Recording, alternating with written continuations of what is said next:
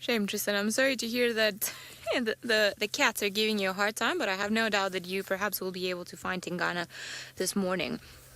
My hopes are on you. Now, this is what a very thirsty lion looks like. You can see all the saliva hanging. He's still panting. His stomach's still very full.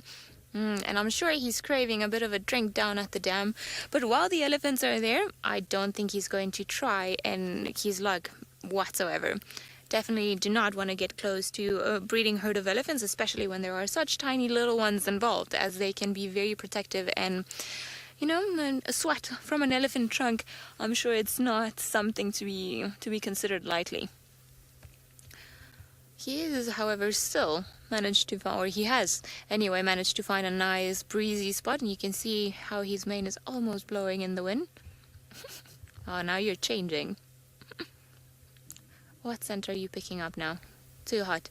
See, it's almost when they close their mouth, it's almost like they're thinking that perhaps they're not as hot as they really are, but then obviously it becomes very clear to them quickly that they are actually still overheating, hence why the mouth needs to be open. Oh, what are you guys looking at in the distance? I don't know if perhaps they heard the elephants that are down on the waterhole, but I cannot see anything from where we are that they could potentially be looking at. I wonder if this is not Nena. Such a big mane.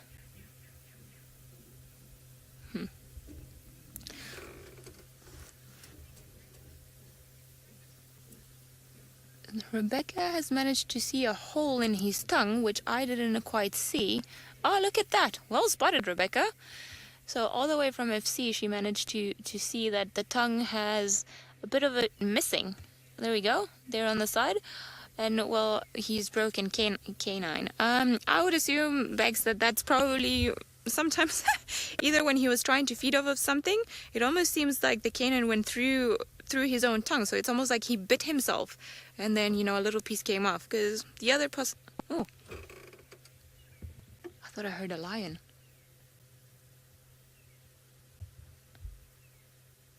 No. It almost sounded like a lion contact calling. Would explain why they were facing that direction, but no, I don't think. Maybe it was their stomachs, and I assume it was a contact call. Going back to the tongue, it could very well be that he bit himself, or perhaps that a fight and feeding somebody else's canine went through his tongue. But he's definitely missing a little bit of a piece there. I don't think it's going to get in his way, and it seems completely healed, but that's a very interesting observation. Full of scars, these boys.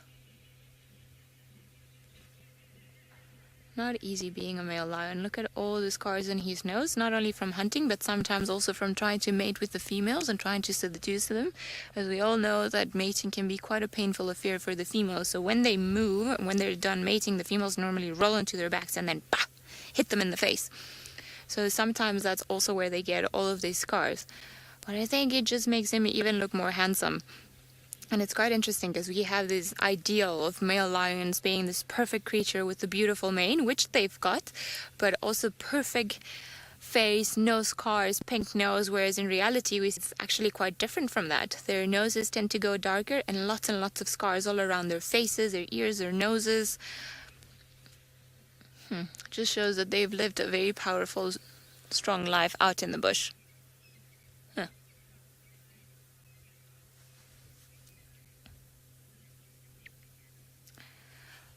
Letitia, you're wondering if we can tell the health of a lion just by judging if its nose is wet or not, just like normal cats and dogs. I would suppose that you could tell it the same way. These lions don't seem to be particularly unhealthy.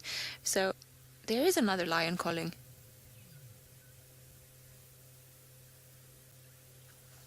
I want to go into... Did you hear that? I keep hearing it from the right.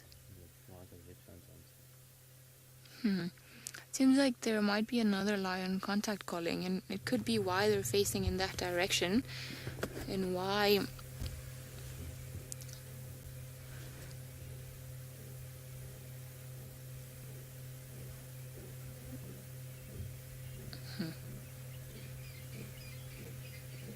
Sorry, I've just been trying to be quiet when you hear this kind of things, just to try and find out if perhaps we get lucky with viewing even more lions.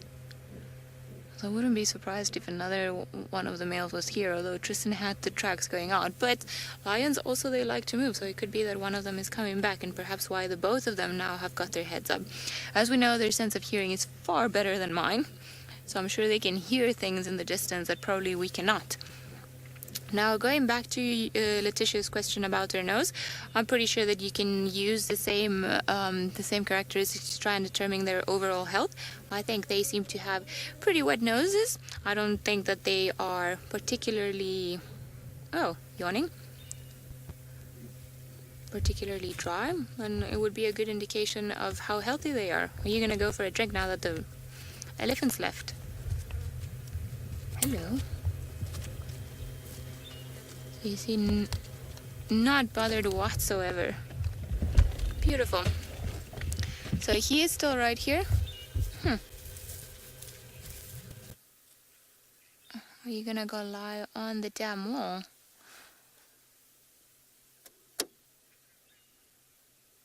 All right. Let us move and see where he goes. Apologies while I move around.